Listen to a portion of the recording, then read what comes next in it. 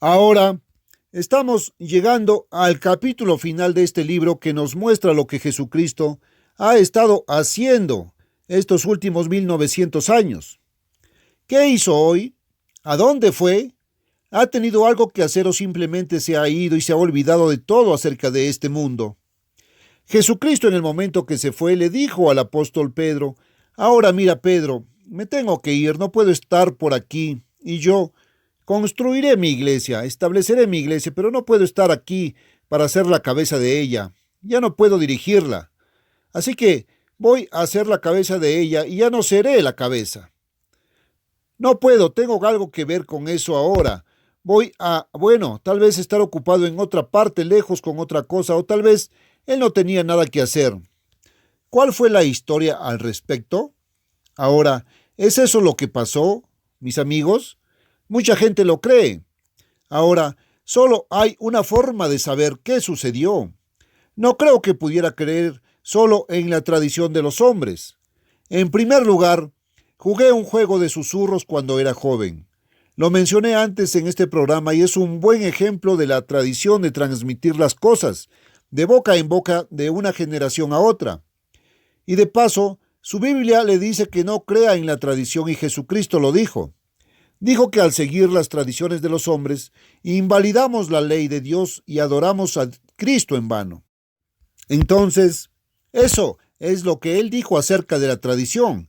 Puedes hacer que tu adoración a Cristo sea absolutamente en vano. No te va a llevar a ninguna parte. Es en vano, no significa nada. Pero en este juego de susurros podría haber, digamos, de 15 a 30 personas jóvenes en la fiesta. Se sentaban alrededor de toda la habitación, uno al lado del otro, como una especie de círculo alrededor de la habitación, o una curva de herradura o algo por el estilo. Ahora, en un extremo, una persona escribiría una oración, solo una frase corta. No son nada más que quizás 10 o 12 palabras, algo que fácilmente podrías escuchar y memorizar y transmitir quizás 6 u 8 palabras. Entonces, esa persona que había escrito esa frase se la susurraría al que estaba a su lado. Y esa persona, a su vez, entonces susurraba lo que oía y creía haber oído al de al lado o a ella, y así iba cada uno susurrando al de al lado lo que había oído hasta que se le aclaraba el fin de la línea. Y el último al final de la línea, quizás la 30ª persona, escribiría la oración que escuchó o pensó que escuchó del anterior. Ahora, eso lo lleva hacia abajo como 30 generaciones de tradiciones.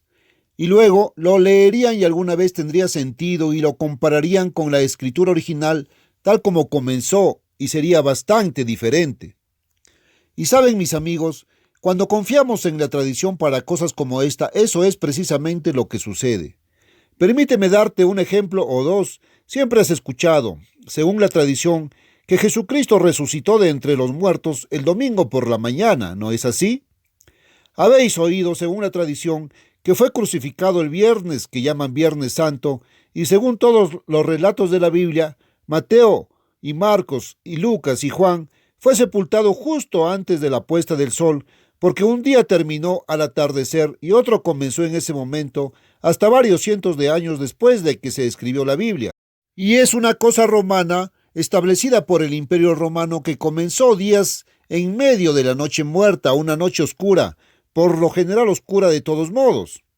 Entonces, has oído por tradición que Jesucristo fue enterrado justo antes de la puesta del sol, justo antes del periodo de oscuridad, o justo alrededor del tiempo en que comenzó el periodo de oscuridad de un día, y que Él resucitó cuando aún estaba oscuro, al salir el sol, al amanecer del domingo por la mañana. Ahora, eso es lo que siempre escuchaste. Eso te lo dice la tradición. Bueno, ahora imagina eso. Eso sería todo el viernes por la noche. Eso es una noche y todo el día del sábado. Eso es un día y todo el sábado por la noche. Eso es 2 noches y luego Él resucita de entre los muertos. Ahora, eso es un día y 2 noches en la tumba. Pero Jesucristo mismo dijo que la única prueba divina sobrenatural, milagrosa de su identidad, la única señal que es un milagro sobrenatural que prueba la identidad que Él daría, que él era el verdadero Mesías que había de venir, era que él sería de 3 días y 3 noches en la tumba. Encontrarás eso en Mateo, el capítulo 12 y el versículo 40. Los versos 38 al 40 debe leerlos. Ahora, eso le muestra allí mismo acerca de la tradición. Conoce a un hombre que recuerdo aquí hace 50 años. Este hombre tampoco estaba convertido en ese momento, pero me había escuchado predicar esto y es como un problema de aritmética de segundo grado. Ya sabes, así de simple, y él había llegado a creerlo. Y un hermano suyo que era un miembro prominente de la iglesia y había estado en la iglesia toda su vida, había tomado todas estas supuestas tradiciones que vienen del cristianismo y es tradición. Ustedes saben que la mayor parte de lo que creemos y de lo que creemos haber tenido, que creemos que es cristianismo, amigos míos, no es cristianismo, es tradición humana y no sabemos de dónde vino. Vino de los paganos, provino de supersticiones paganas, provino de doctrinas paganas y nos lo hemos tragado anzuelo, línea y plomada, porque estamos al final y tal vez sobre esta llamada 30ª generación. Y creemos lo que nos han susurrado al oído y no hemos mirado la escritura original que es la Biblia. Y cuando comparas lo que tienes, si lo escribes, pero lo que estaba escrito originalmente antes de este pequeño juego de susurros que comenzó la tradición, encuentras que es ridículo. No tiene sentido. Y no es lo mismo en absoluto. Regrese a la fe que una vez fue entregada a los santos en su Biblia y encontrará que Jesús estuvo 3 días y 3 noches en el corazón de la tierra porque los ángeles testificaron que resucitó, como dijo. Ahora, por supuesto, un hombre dijo que no creía que el corazón de la tierra signifique la tumba. Significa en manos de ciudadanos romanos. ¿Es eso así? Como estuvo Jonás 3 días y 3 noches en el vientre de la ballena o en el vientre del gran pez, y regresas allí y en realidad estuvo 3 días literales y 3 noches literales. Otro hombre dice, bueno, ya sabes, creo que en el idioma griego es una expresión idiomática de 3 días y 3 noches. No significa eso, y de hecho algunos teólogos con títulos de doctores después de sus nombres dirán esto. Y algunos de los críticos más importantes, que es una expresión idiomática, que no lo es, que significaba 3 partes de noches o días, sin importar cuál. Así que ves, tienes las 3 partes, 2 noches y un día, y eso es 3 partes de días. Eso no es lo que significa en absoluto. Ahora, un hombre vino a mí, él era un ministro, y había estudiado en una universidad bíblica y había obtenido toda esta información. Vino a mí y me dijo que eso era, y de hecho, tampoco vino a mí en privado, vino a mí en un servicio de evangelización que estaba dando con una audiencia allí. Y dijo esto en toda la audiencia. Bueno, dije, ¿qué pasa con el idioma hebreo? ¿En hebreo no tienen un modismo similar? ¿O sí? Eso solo significaría que un modismo es peculiar de un idioma. Sí, dijo, eso es cierto. Bueno, dije, si pudieras encontrar una declaración de 3 días y 3 noches en hebreo que significaría días literales y noches literales, ¿no es así? Sí, dijo, en el hebreo, pero luego está escrito en el idioma griego y en el Nuevo Testamento. Bueno, ahora Cristo dijo, como duración del tiempo estará Cristo en su tumba. Así que volvemos atrás en Jonás y ahí lo encuentras en el libro de Jonás. Los últimos 2 o 3 versículos del primer capítulo y los primeros 2 o 3 versículos del segundo capítulo. Obtienes toda la historia. Y Jonás tenía 3 periodos de días literales que llamamos luz. Ahora, en el Antiguo Testamento, si quieres saber cuánto es un día y cuánto es una noche, lo defines si quieres dejar que la Biblia interprete la Biblia en lugar de poner tu interpretación en ella y leer tu significado en ella. Regrese aquí en el primer capítulo de Génesis y aquí dice que Dios vio la luz que era bueno. Dios separó la luz de las tinieblas. Ahora sabemos qué es la luz y qué es la oscuridad. La luz es algo que hoy llamamos día y la oscuridad llamamos noche. Y ahí lo encuentran en el libro de Jonás, los últimos 2 o 3 versículos del primer capítulo y los primeros 2 o 3 versículos del segundo capítulo tienen la historia completa. Y Jonás eran 3 periodos de días literales que llamamos luz. Ahora, En el Antiguo Testamento, si quieres saber cuánto es un día y cuánto es una noche, lo defines si quieres dejar que la Biblia interprete la Biblia, en lugar de poner tu interpretación en ella y leer tu significado en ella. Regrese aquí en el primer capítulo de Génesis, y aquí dice que Dios vio la luz que era bueno. Dios separó la luz de las tinieblas. Ahora sabemos qué es la luz y qué es la oscuridad. Ahora, ¿qué hay de eso en la Biblia? Bueno, Dios llamó a la luz día. Así lo llamó Dios y así lo llamamos hoy. Eso es una cosa, es una maravilla que el hombre no lo haya cambiado. Intenta cambiar todo lo que Dios le ha dado. Y puesto que Dios llama a la luz día, el hombre debería llamarla de otra forma. Bueno, creo que lo están intentando en este caso particular. Y a las tinieblas Dios las llamó noche. Y la tarde, es decir, el periodo oscuro en la mañana del comienzo del periodo de luz fue el primer día.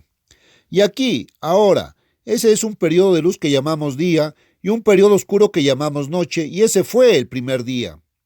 Ahora, aquí, el próximo periodo de noche llamado tarde y el periodo de día llamado día o mañana es el segundo día. Y el tercer periodo nocturno de aproximadamente 12 horas es un periodo diurno de aproximadamente 12 horas. Especialmente en la época de primavera del año cuando Jesús fue crucificado cerca del equinoccio de primavera. Eso constituyó el tercer día, y esta, la definición bíblica del tercer día, y significa 3 días y 3 noches. Ahora, la Biblia interpreta la Biblia, simplemente la interpreta a sí misma. ¿Dónde fue? Lo estaba escuchando en la radio o en la televisión aquí, algo de hombres interpretando algo. No era la Biblia, pero era algo que los hombres ponían su interpretación en algo, y alguien estaba muy enojado por eso. Acerca de cómo los hombres ponen su interpretación, en otras palabras, es decir, cambiaron el significado para adaptarse a ellos, y eso es lo que la gente ha estado haciendo con la Biblia. ¿Sabes? Nunca debes interpretar la Biblia, se interpreta a sí misma. Deje que la Biblia haga su propia interpretación y entonces, ahí tiene, noche y día, y 3 días y 3 noches en el idioma hebreo, son solo 3 periodos de luz que llamamos día y 3 periodos oscuros que llamamos noche, y eso es lo que está en Mateo 12:40. Bueno, ¿ves cómo eso golpea la tradición en la cabeza? Cuando revisas al final de la línea este pequeño juego de susurros de la tradición, no concuerda con la forma en que comenzó. Ahora, si quieres la verdad, si quieres ir más allá de eso, porque voy a dejar esa parte del tema aquí, y ahora, si quieres saber la verdad sobre eso, permítame anunciarle una vez más, como lo he hecho muchas veces en el pasado, que tengo para usted un folleto muy especial sobre la resurrección, y que le mostrará cómo Jesús estuvo 3 días y 3 noches en su tumba, y no resucitó de entre los muertos el domingo de Pascua por la mañana, y la Pascua no celebra la resurrección de Cristo, lo creas o no. Ahora, no creo que pueda hacer mucho más que una declaración asombrosa para usted. Pero sin embargo, hoy tenemos mucho que Cristo nunca ha llamado. Bueno, dicen, bueno, me gustaría ser predicador. Otro hombre dice que quiere ser dentista, así que va a la facultad de odontología. Otro quiere ser médico. Entonces toma premedicina y va a la escuela de medicina en alguna gran universidad y así sucesivamente. Luego se convierte en pasante y finalmente obtiene una licencia y cuelga su teja y comienza a practicar. Y otro hombre va a la facultad de Derecho para convertirse en abogado. Y así, algunos de ellos van a un seminario teológico, se gradúan de la universidad y luego van al seminario teológico y así se convierten en ministros. Ahora bien, ¿cómo se nos enseña? ¿Cómo se enseña a un médico? ¿Cómo se enseña a un abogado? De la misma manera que nuestro sistema de educación enseña a todos los Estados Unidos y el sistema es este. Empiezas en primer grado y te enseñan y te tragas lo que te enseñan. El profesor dice tal y tal, el libro dice tal y tal cosa y es como ese divertido registro fotográfico. Está en el libro, ya sabes. Por supuesto, algunas de las cosas que dice el libro son a veces ridículas y no estoy hablando del libro, la Biblia. Algunas personas pueden haber tomado eso como una derivación de la Biblia, pero en realidad él no tomó la Biblia, tomó esta sobre el pequeño Bupip. Bueno, está en el libro debe saber. Bueno, de todos modos, lo que sea que esté en el libro, lo tragamos. Y nuestro sistema de educación es simplemente un sistema de entrenamiento de la memoria. Se espera que memorices y que creas lo que dice el libro y cuando llega el examen final se te califica si escribes lo que dice el libro, si lo memorizaste. Ahora, el libro podría estar equivocado. Bien, fui publicista durante 20 años antes de convertirme en ministro en mis primeros años. Y aprendí esto. Es un hecho psicológico que todo publicista sabe. La publicidad está haciendo girar las ruedas de la industria en estos Estados Unidos. ¿Por qué desarrollé negocios? Pude duplicar y triplicar el volumen de negocios de muchos de mis clientes simplemente escribiendo lo que pensaba, al menos publicidad inteligente. Bueno, la prueba del budín, decían, y en el comer, y otra vieja expresión que trajo a casa el tocino, como solemos decir, y mi publicidad sí dio resultados y en consecuencia pensamos que era buena. Pero ahora sé que no podría usar muchos de los métodos que usé entonces. Pero aquí hay un principio que siempre supe que todo publicista sabe. Le dices a la gente una cosa durante el tiempo suficiente, con la frecuencia suficiente y de manera continua, y ellos la creen. ¿Por qué la gente cree lo que cree? Es porque es lo que siempre han escuchado, es porque lo que siempre han leído, es porque simplemente han asumido y dado por sentado sin pensar y sin cuestionar y sin pruebas, sin investigación. Ahora, mi Biblia, que viene de Dios Todopoderoso, dice: prueba todas las cosas y he probado si Dios escribió la Biblia o no, si está inspirada, y puedo probar que está inspirada. Lo he probado por el aire y puedo demostrárselo a cualquiera que tenga una mente abierta y que no vaya a rechazar la verdad solo por su renuencia a aceptarla. Se puede probar absolutamente que lo que dice la Biblia es verdad. Bueno, ahí está. Ahora bien, recuperemos algunos de estos cabos sueltos. Ahora bien, si quieres la prueba y la prueba real de si Jesús fue crucificado el Viernes Santo, lo cual no fue así, y si no tienes miedo de aceptar la verdad y descubrir que el Viernes Santo es una tradición absolutamente pagana, y la Pascua, el domingo de la misma manera, porque la resurrección no fue el domingo por la mañana, eso es bastante sorprendente. Muy bien, lo desafío a que consiga ese folleto sobre la resurrección y revise su Biblia. Y no te ofendas por eso. Es un poco molesto, lo fue para mí cuando me enteré de esto, fue un poco molesto. Pero a veces es bueno estar molesto porque no nos están poniendo patas arriba, nos están poniendo boca arriba y muchos de nosotros hemos estado dando vueltas boca abajo durante mucho tiempo y no lo hicimos. No lo sé. Y ya es hora de que nos arreglemos. Pero, escuche, ¿Jesucristo entregó la iglesia a uno de los apóstoles? Él se inclinó y dijo que ya no podía hacerlo. Amigos míos, fue al cielo, a la sede de todo el universo para dirigir su iglesia desde la sede. El cuartel general es el trono de Dios, esa es la sede de todo el universo, y Jesucristo es la cabeza de la iglesia. Tu Biblia lo dice, ningún hombre es la cabeza de la iglesia, Jesucristo es la cabeza de la iglesia. Él llama a los hombres y los hace sus instrumentos, pero Él nunca nombró a ningún hombre cabeza de ninguna iglesia, de su iglesia que es. No creo que lo haya hecho con ninguna iglesia porque con las otras iglesias no tiene mucho que ver en ese sentido. Ahora, Cristo es la cabeza de la iglesia. Ha estado en el cielo dirigiendo la iglesia.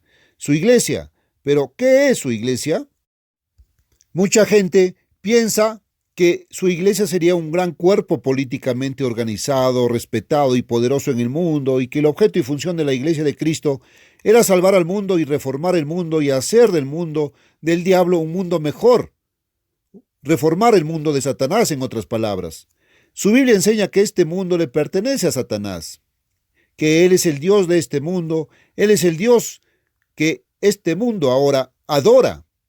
Este mundo tiene su religión, este mundo y una de las religiones y otra adora a su Dios.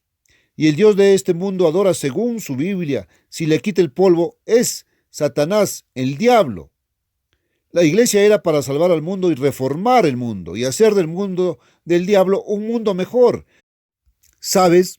Escuchas muchas cosas que son bastante sorprendentes y escuchas mucho este programa, porque obtienes la pura verdad. Y no lo has estado consiguiendo, has estado tragando y has estado asumiendo lo que hayas leído, lo que haya en algún libro escrito por el hombre, lo que haya sido enseñado por los hombres, lo que haya venido por tradición. Y es bastante ridículo en algún momento, y ya es hora de que nos despertemos. Ahora aquí encontramos lo que Cristo ha estado haciendo y lo hemos estado revisando en el libro de Hebreos y llegamos al último capítulo. Ahora repasemos este último capítulo. Que continúe el amor fraternal. Capítulo 13, y tampoco trae mala suerte. Los hombres escribieron estos números de capítulos, aquí dicho sea de paso, no fueron inspirados.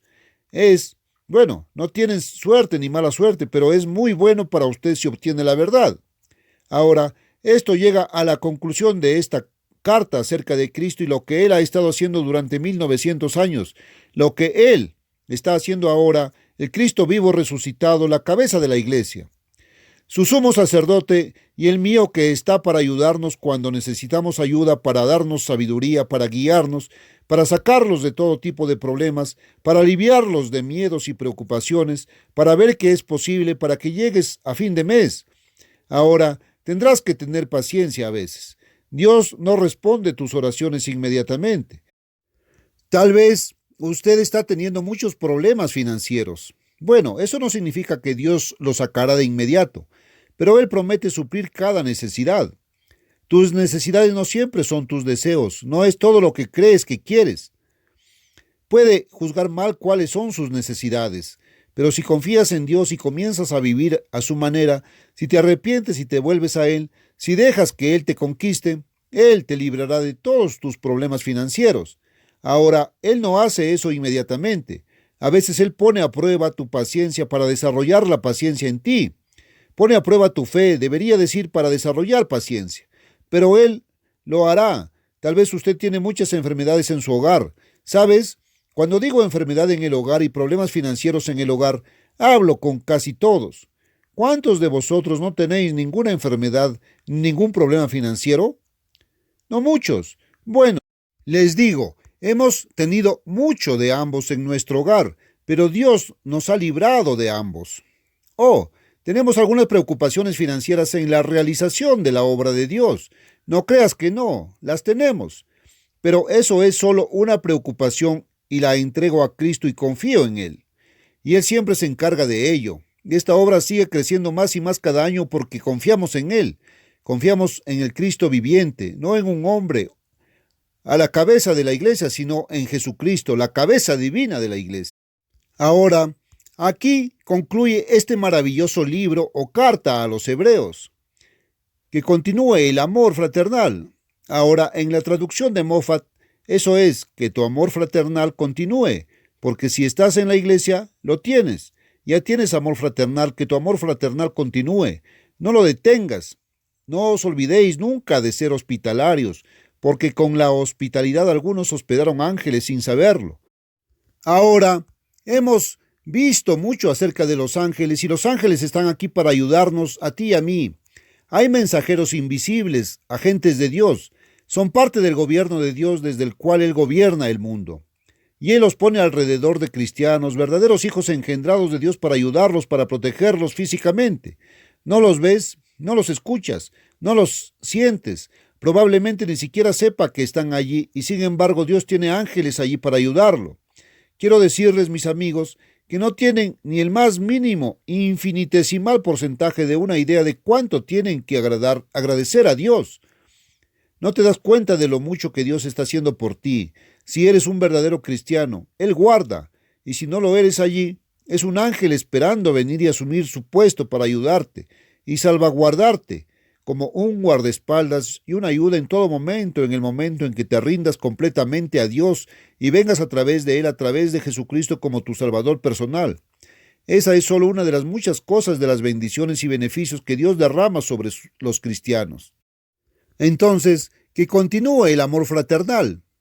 Ahora, les he mostrado que a veces aparecen ángeles, se manifiestan.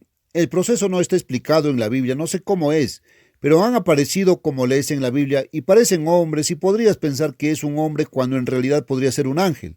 ¿Sabes? Recuerdo a un hombre que vino a nuestra casa una vez y parecía el ser humano más perfecto que había conocido. Y estaba predicando un poco y predicó ante muchos de nosotros y bueno, Ciertamente sabía cómo dar lo mejor de sí mismo, pero no nos dimos cuenta de eso en ese momento y pensamos que aquí había un hombre, que eran demasiado perfectos para ser humanos. Este era el hombre más santo, el más maravilloso, porque tenía una fraseología espiritual, la forma en que hablaba. Oh, parecía tan bueno. Y de hecho, mi esposa y yo nos preguntábamos si estábamos entreteniendo a un ángel sin darnos cuenta. Este hombre parecía tan perfecto. Bueno, en realidad resultó estar muy, muy lejos de ser un ángel. Encontramos muchas cosas malas de él, mucho engaño y estaba viviendo en una condición adúltera y bueno, por un lado, hizo todo lo posible para romper este ministerio. Y él quería reemplazarme.